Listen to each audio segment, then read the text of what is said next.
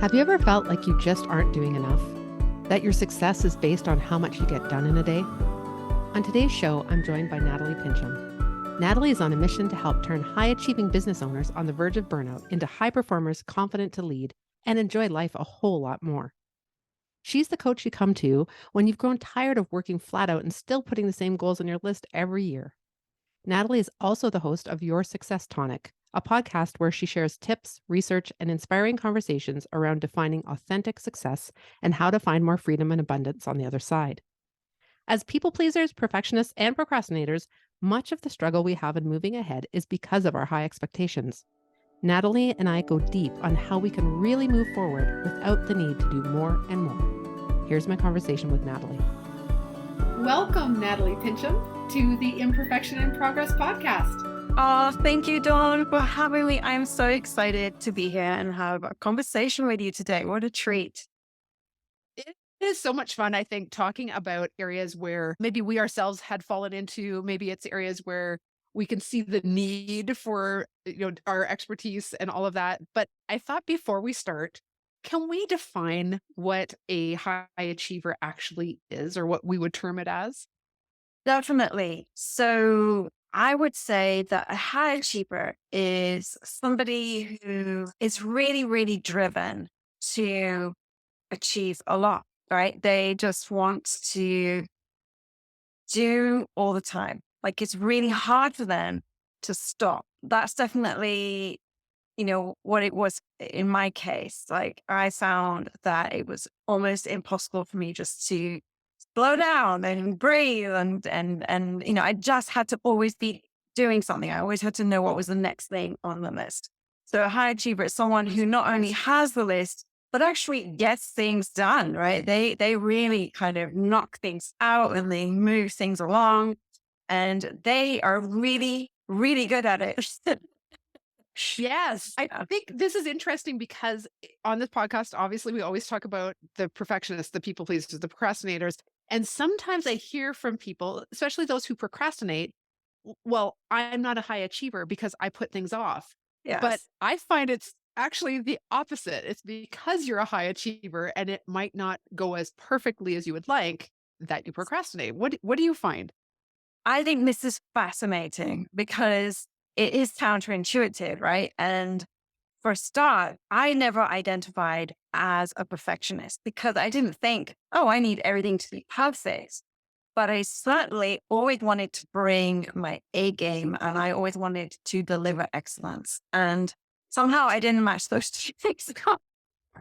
But also when it comes to perfectionism and procrastination, this is super counterintuitive, right? Because we think that, someone who's trying to be really good at everything is going to just get everything done on time. But with perfectionism, one of the things is that when you're a high achiever, you're, not just striving for excellence, but you're also very self-critical. So, because of that, you're constantly judging, how good is this? How good is my performance right now? And so when you do that all the time, that can lead to self-doubt and indecision.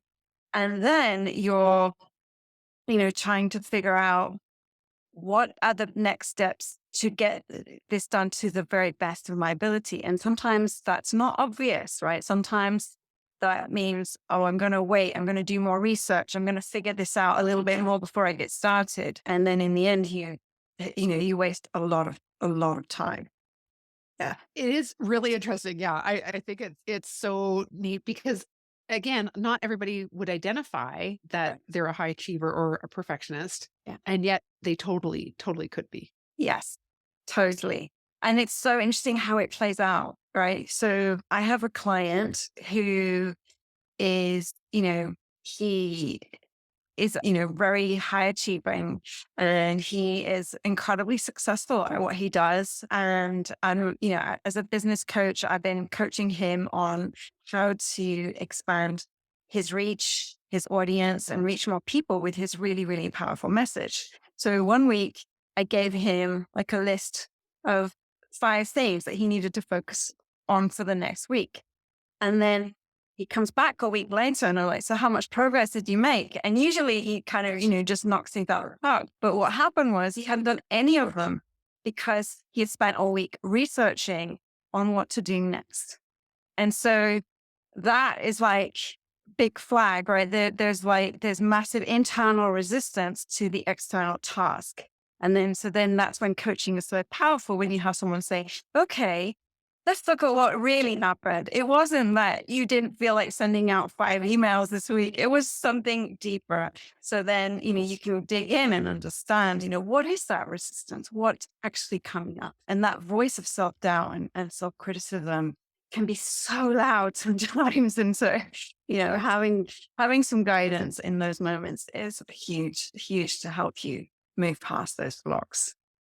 Yeah, I think we could talk about a few of the flags that we see. I mean, I know for me, one of the ones, and you might recognize this too, is I have a few people who, when we're having conversations, I hear about the next course they're doing, and then the next course, and the next program, and they're like constant into courses and learning, but the action is not happening.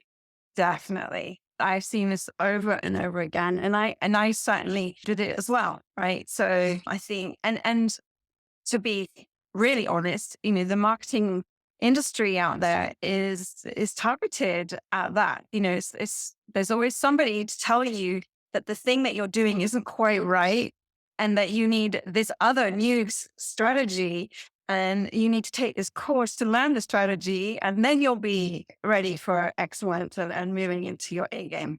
So it's really hard, because when you get stuck and you're like, I don't know what I should do next, or you have internal resistance to what you do know you should do next, then it's so much easier to say, well, actually, I need to learn this whole other new way of doing sales, and then it'll be easy.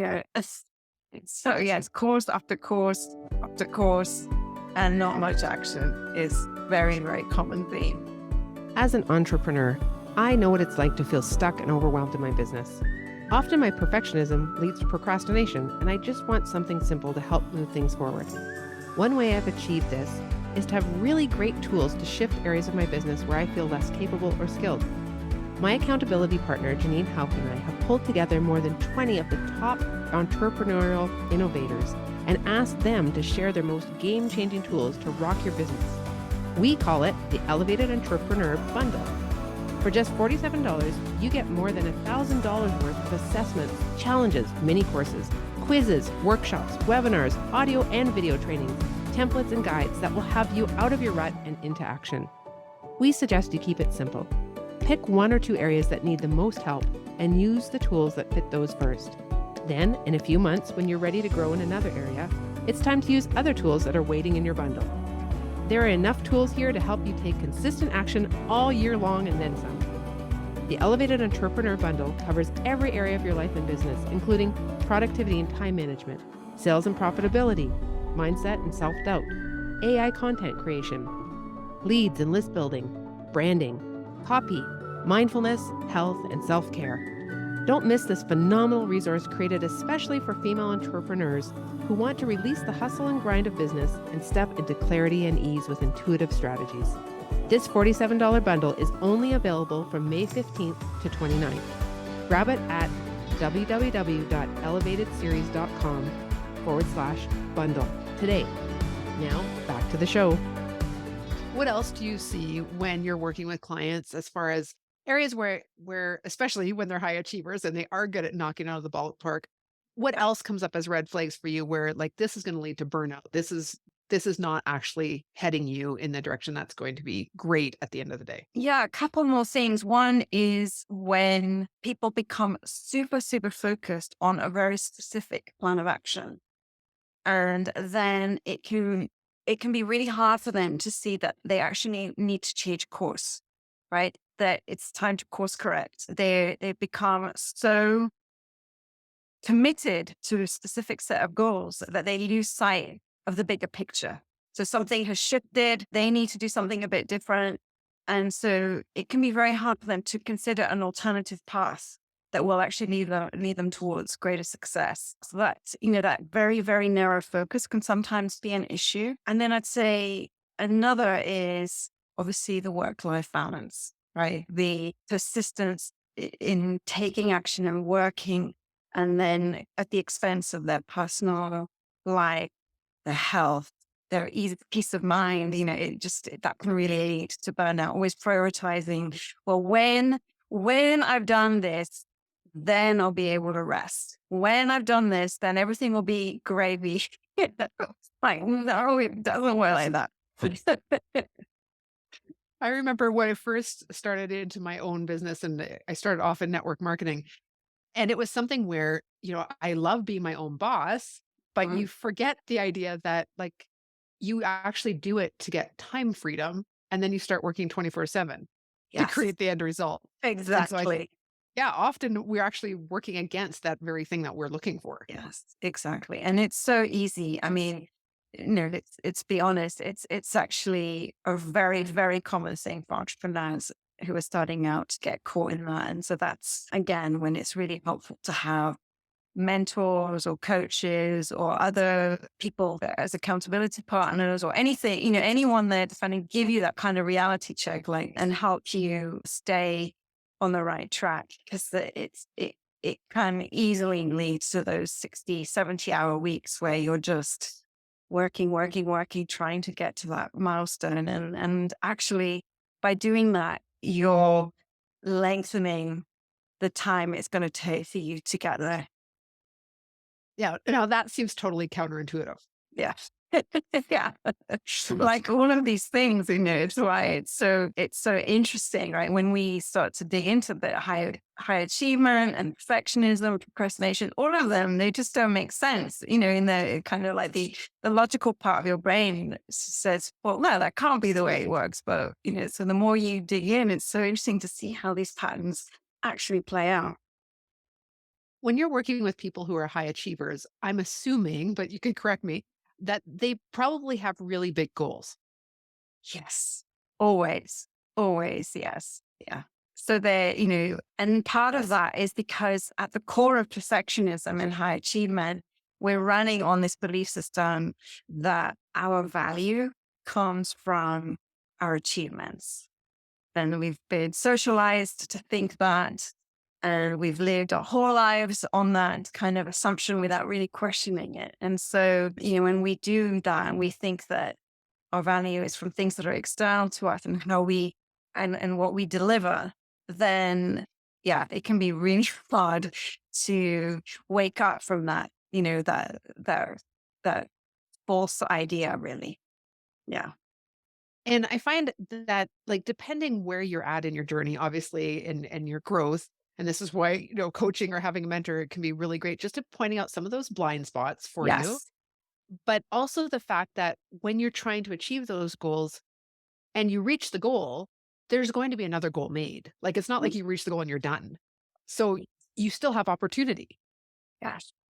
Yes, I think that's such a brilliant point, Dawn, because one of the things about how the brain is wired is that the brain is really focused on keeping us safe and allowing us to survive and trying to just keep us focused on the things that we need in order to stay alive. And so celebration of reaching milestones is not really necessary for our survival. And so the brain isn't really wired to focus on the things that we have achieved.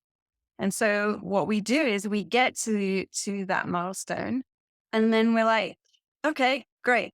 Next thing. What do I do next? What's my next list?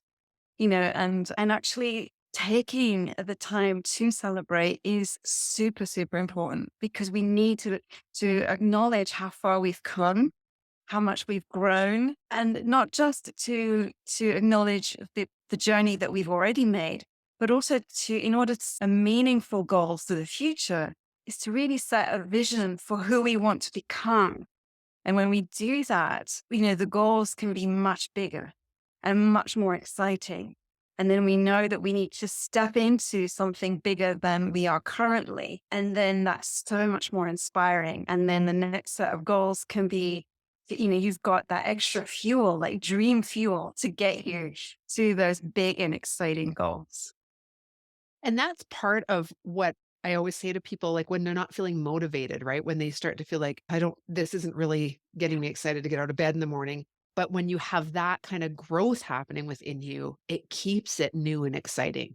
Yes. Oh, so true. So true. And anytime anyone says that to me, I'm not really excited. And then I'll always say to them, then the dream isn't big enough. Yeah. Yeah. It's the wrong dream. Maybe it's actually a goal and not a dream. It's just one of the steps that you need to get to the real big dream. So let's really name what the big dream is. And then you'll wake up fired up and ready to go. That's a really great point because I think a lot of people don't recognize there is a difference between goals and dreams. Like goals are your steps. Yes. It's exactly. And that is, again, it's one of those things that, it's not obvious, right? You think when people set resolutions for the year, for example, oftentimes they're just goals, they're just action items. And what we need is the bigger vision, the dream, and then we can start to break it down into action items. But then if we just focus on the action items in and of themselves, oftentimes they're not enough to get us really, to maintaining our momentum, maintaining our enthusiasm, and showing up every day with that level of focus that we need. When you're working with clients, do you find that you are, I don't know, do you find that part of your role is helping them align themselves to what is the real dream? Because I think sometimes people have an idea of what they want, but aren't sure because I also like this and I like that. And I feel more pulled toward this. Like, how does that work? Oh, yes, that's such a great question because I think that that's definitely the case. So as a business coach, often people come to me because they want to grow their business. But in and of itself, the growing of the business, might not be enough of a dream. So it's really connecting it down into what your values are, how you want to show up, who you want to impact with your business, and to be honest, it can take quite a long time to create that connection to the deeper purpose, the deeper meaning, to create something that is exciting, that does give you chills when you say it, right? So sometimes people will just kind of say, oh, I like what he's doing. I want to do what he's doing. But that, just copying somebody else's idea isn't the thing that's going to really, get you that fire. So yeah, having the bigger vision tying into that and really acknowledging that it's possible for you. That is a big part of success coaching and in business, especially. And thinking, yes, this is the business I have now. And if I grow it to an even bigger level than I was even imagining, then I can reach this many people and then I can make this happen. Or it can be the opposite. It can be my business is really big and it actually doesn't need to grow a whole lot more. I just want to deepen the mission and I want to really serve the people that I have to my utmost. But really knowing that and being super clear on what is going to give you that sort of meaning and that sense of joy in what you do. Right. Yeah. Often when people are first figuring out what they want to do, it can be as simple as taking care of their financial needs like now in the moment. And that's okay. Like that's okay if Absolutely. that's your dream right now. Absolutely. Um, but at some point that won't be enough. And so you're right. Like it's important that we're always kind of realigning and thinking what really is going to excite us to move forward. Definitely. Yes. Yes. Is there anything that you find is kind of